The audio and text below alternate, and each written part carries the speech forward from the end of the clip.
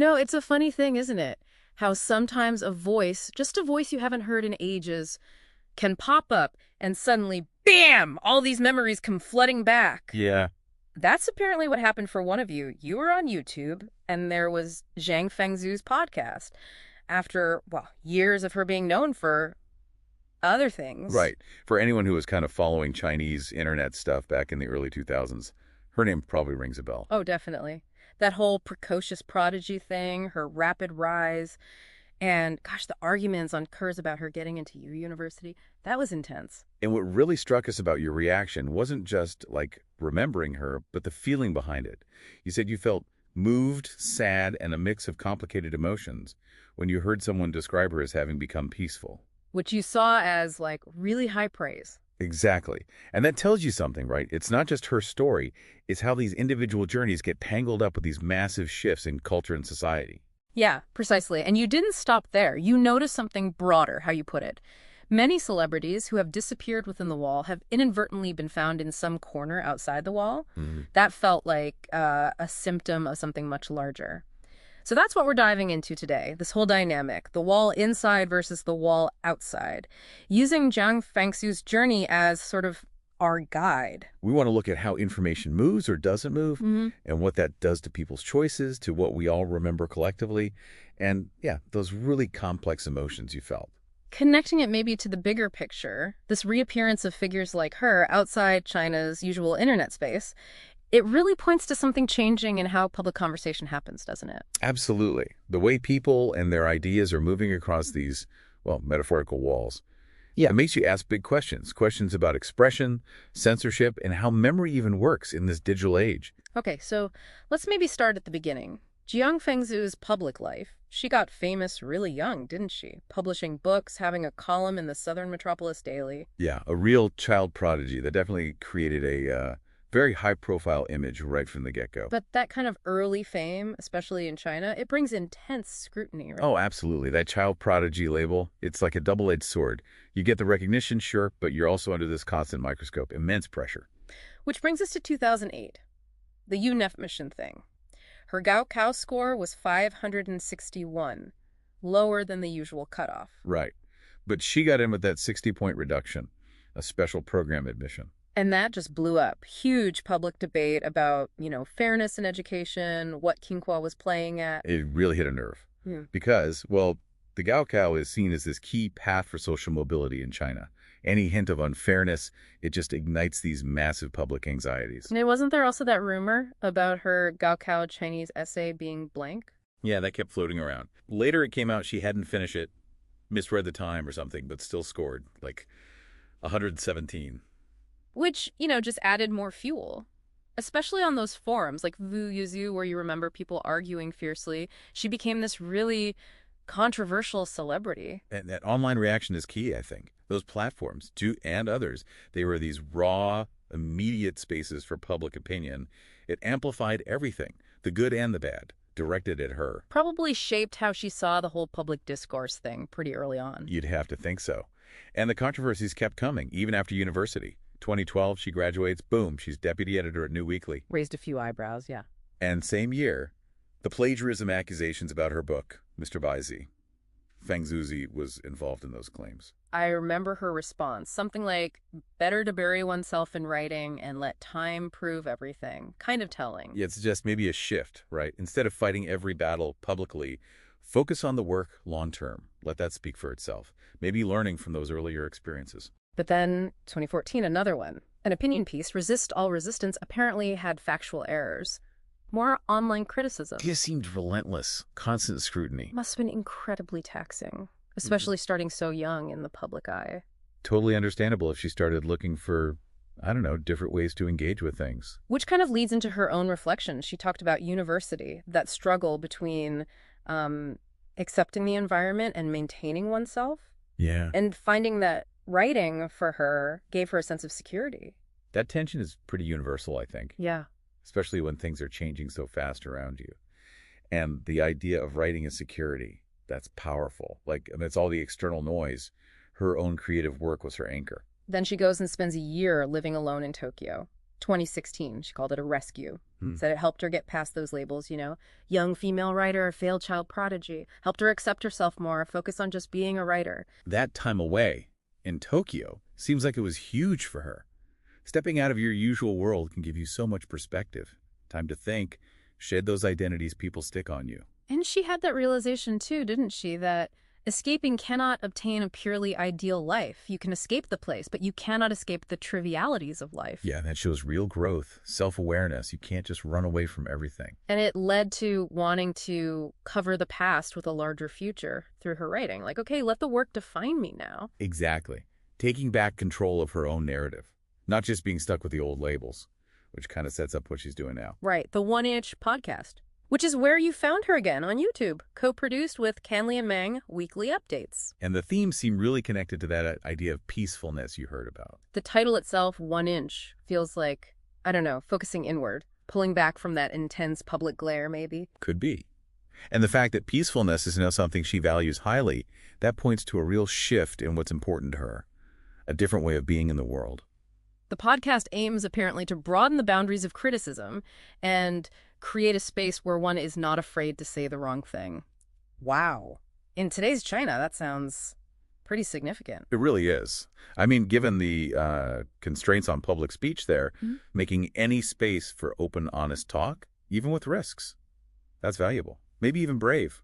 That ambition, broaden the boundaries of criticism, it suggests there's this real hunger for open discussion, doesn't it? Even if it has to happen outside the usual channels. Definitely. And choosing overseas platforms like YouTube and the podcast format itself, that feels very deliberate. Yeah, like a strategy. It lets her have these deeper, maybe more authentic talks about books, life, whatever, away from the censorship and the noise back home. That choice of platform and format is absolutely key. Using spaces outside direct state control. Choosing a medium for longer, more nuanced conversation. It lets her be more herself, less constrained. Looking at recent topics, rereading 100 Years of Solitude, talking gender in Marquez. It's still deep engagement with literature, social stuff, but maybe less. Yeah. Directly provocative. Seems like a move towards more universal themes, perhaps. Yeah. Still critical thinking, but maybe navigating around the most sensitive current issues within China directly. It's a way to stay intellectually active within the lines. She was also on the Minority podcast talking about being a writer, creativity, literature, and this disconnected girl lifestyle, advocating for digital minimalism. Right. Which fits perfectly with her being less visible domestically, doesn't it? That digital minimalism idea is really interesting here. It sounds like a conscious choice to, curate her online life.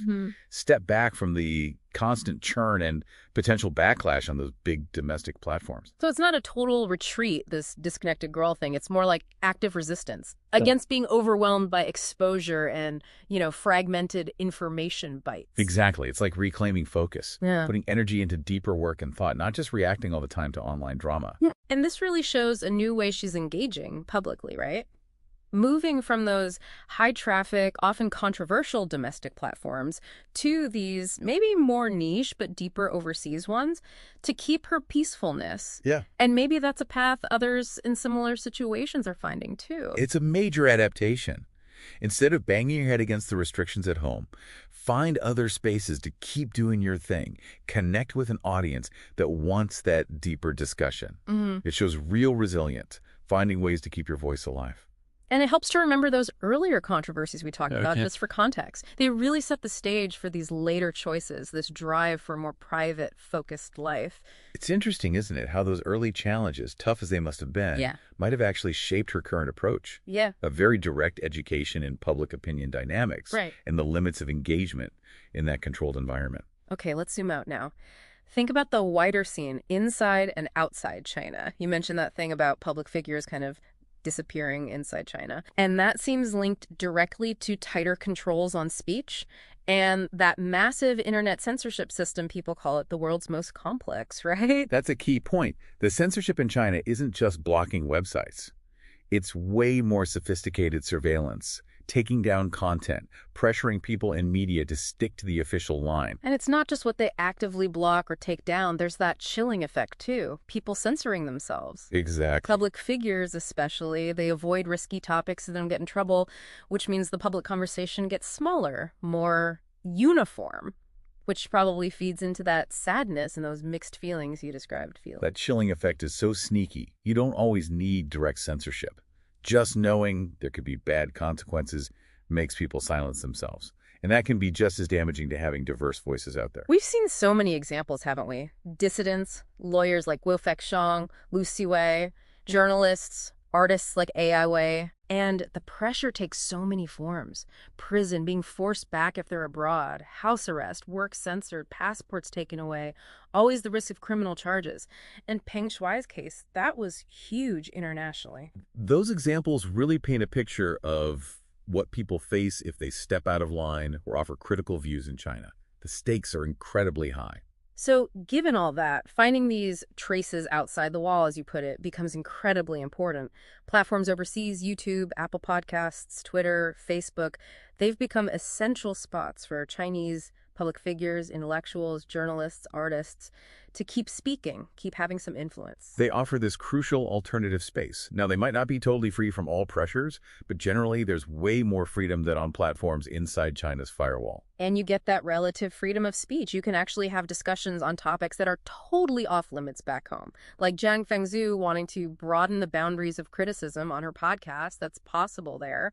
That freedom allows for digging deeper, looking critically at more things. It fosters a mix of views you just don't often see in the curated domestic online world. And let's not forget the audience. Overseas Chinese communities, international listeners.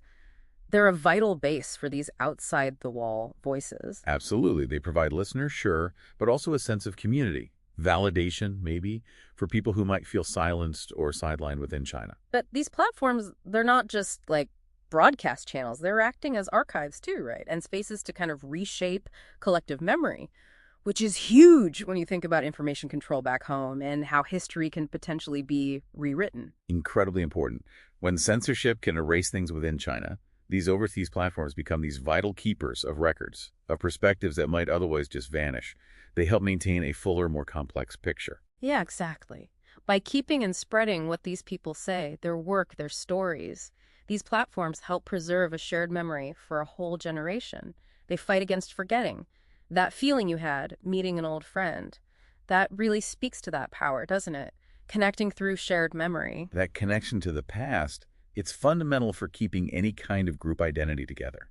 When information gets locked down, being able to access those shared memories, those stories, becomes even more critical. And some of these overseas sources become real alternatives to the official Chinese narratives, right? Which can influence how the world sees things, maybe empower local media or diaspora groups too. Definitely highlights their global reach. They add to a more diverse, maybe more accurate understanding of China internationally. We should also touch on why some people choose to move overseas. It's not always forced exile. Sometimes it's, better jobs, kids' education? Sure. Or just worries about the political climate, the digital setup. All big factors. People looking for more freedom, personal and professional, maybe a more predictable life for their families. Those are powerful motivators. But then, yeah, for some it is forced exile because of pressure back home. Think of scholars, artists, Ai Weiwei, Ting Biao, Su Shaokang, Yan Jiaqi. They continue their work abroad. For people facing direct persecution or are just unable to speak freely in China, exile becomes the only option, even if it's incredibly hard. It lets them keep working, keep speaking out, even from afar. But exile isn't easy. Huge challenges. Money problems like Yan Jiaqi faced, feeling culturally lost, identity crises, Su Shaokang talked about that, and always looking over your shoulder for that transnational repression from the Chinese government. It's no simple fix. The experience of exile is often really tough. Adapting to a new place is hard enough, but then there's the emotional stuff, the feeling of loss, being uprooted, and the threat of repression adds another layer of fear and complexity. It's interesting then to compare Jiang Fangzhu's rescue in Tokyo, which sounds more like personal growth, finding her footing with someone like Su Shaokang, struggling with identity in exile, really shows that outside the wall isn't some perfect paradise. Right. Jiang Fengzhu's move seems more voluntary, self-directed, Yeah. about finding creative space. Forced exile often comes with a much deeper trauma, a bigger sense of loss. And then there are the dynamics within the overseas Chinese communities, like that offshore patriotism thing, Ah, yeah. where some people who've left China are super patriotic online, maybe amplified by official media, but then people in China sometimes mock them for it. It's complicated. It really shows how complex and fragmented Chinese identity is now, right? Yeah. Being physically outside doesn't mean everyone thinks the same way politically or culturally. That offshore patriotism, even if mocked, tells you a lot about the diverse, sometimes contradictory feelings out there. Definitely no single Chinese voice or one big Chinese community. Not at all. It just highlights all the different opinions and experiences within the diaspora. Patriotism means different things to different people, depending on their own story with China. And the online fights about it show those tensions. Going back to Jiang Fengzhu as a symbol of that era, linking her Qinghua admission to your own time on Weizo, that really grounds it in a specific shared history, doesn't it? It really does. Her early career happened during a particular moment in China's development, and her story resonated with a lot of people dealing with similar things: education, merit, public debate. Exactly. Her whole public image is tied up with that time, those issues like the Qinghua thing, her controversies, her growth. It kind of mirrors what a generation was thinking and worrying about: education, talent, fairness. So in that way, she becomes more than just herself. She's a cultural symbol, embodying a generation's experiences, their values, the whole emotional vibe of that time. And that feeling you described, reuniting with an old friend, it's so resonant. It taps into nostalgia, yeah, for the past, maybe for your own youth, but also these really complicated feelings about how society has changed since then. Totally. Your emotions really show the personal cost, right? The emotional toll that censorship and this divided public conversation can take on people who remember things being different. That nostalgia often connects back to your own life story and the bigger picture of what was happening then. Seeing a familiar face from that past just triggers this whole wave of feelings. And these overseas platforms, they make that reunion possible. They bridge the gap created by someone disappearing from the Chinese internet. Yeah. Finding them again on YouTube feels like finding a lost piece of your own history. Yeah, they act like these bridges across the digital divide, letting people reconnect with voices, stories that might have been silenced or hidden inside China, helps maintain that feeling of shared experience. And social media also lets overseas Chinese feel kind of co-present with people in China, right? That connection extends to public figures too. Even if they're quiet domestically, their presence elsewhere is still felt. The internet, especially social media, just creates these new ways to connect across borders. Being able to follow someone, engage with their stuff, even through firewalls, keeps that sense of connection alive. And these outside-the-wall platforms are so crucial for patching up that memory gap that censorship creates. They let people reconnect with a shared past. Think about the present. Really shows how vital free information flow is for collective memory, for identity. Access to different sources is just fundamental for a healthy collective memory. When info is shut down, you get this fragmented, incomplete picture of the past.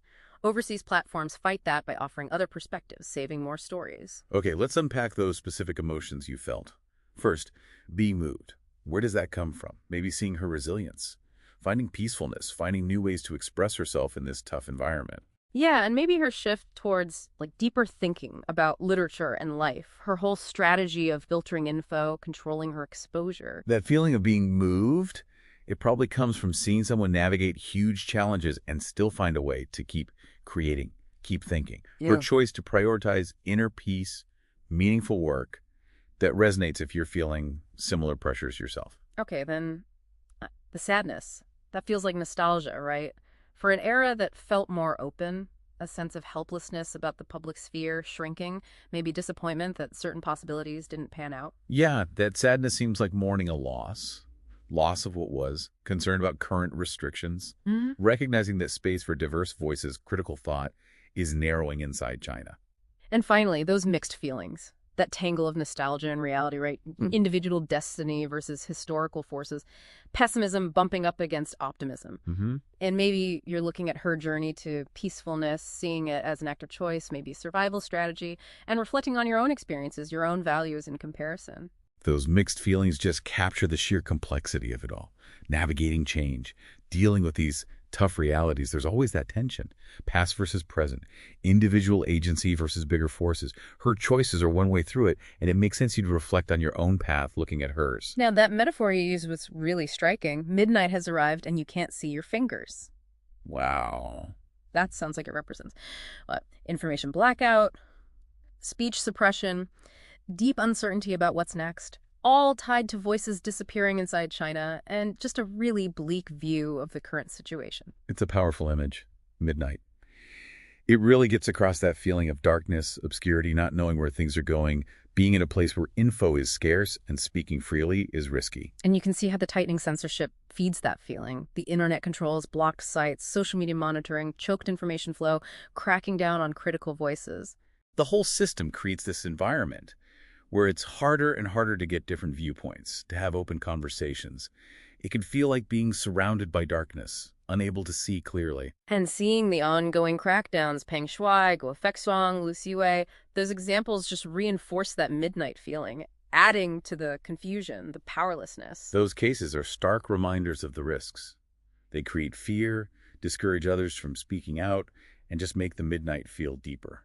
But then, you turned it around, you said, there is no lack of reasons for optimism. Do not always miss that afternoon. Although midnight has arrived and you cannot see your fingers, dawn will not be too far away. That's holding on to hope, isn't it?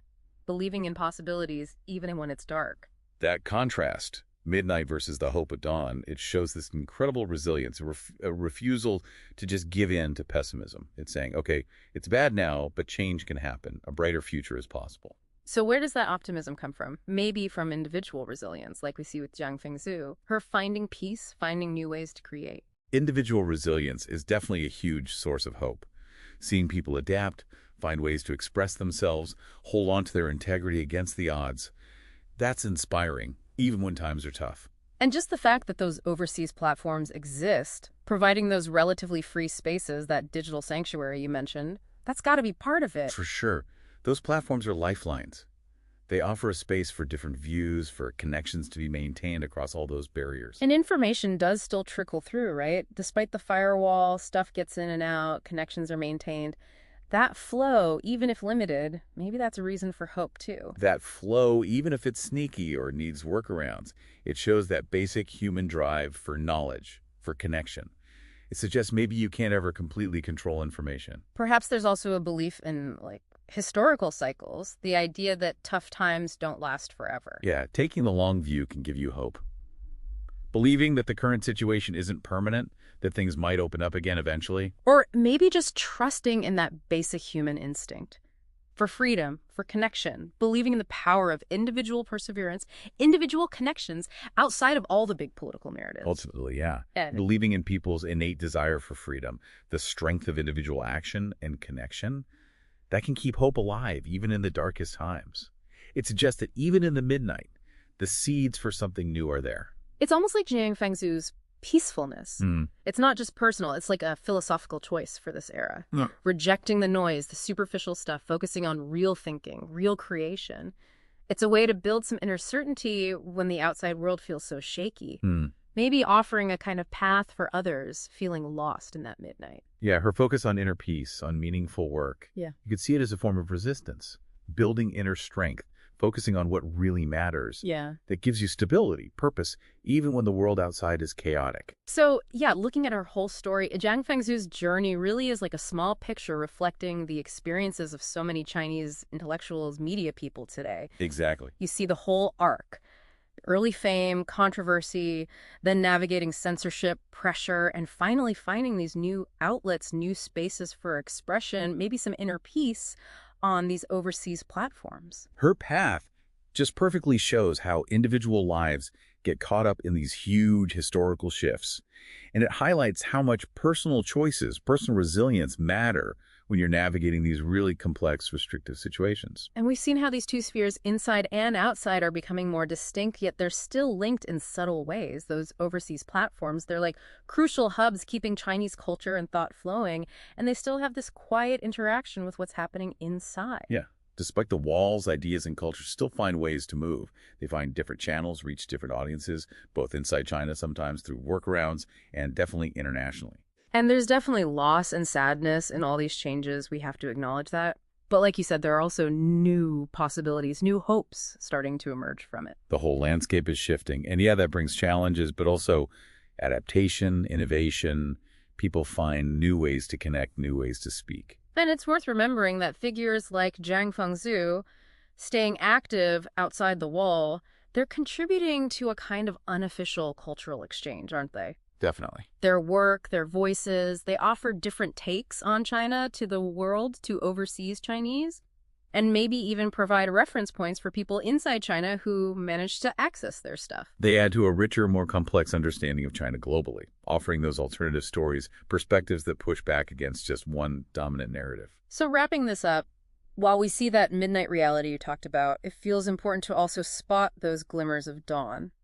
That individual resilience, the fact that information still flows somehow, the hope those overseas platforms offer. Maybe the final thought for you, the listener, is about finding your own inner certainty in uncertain times.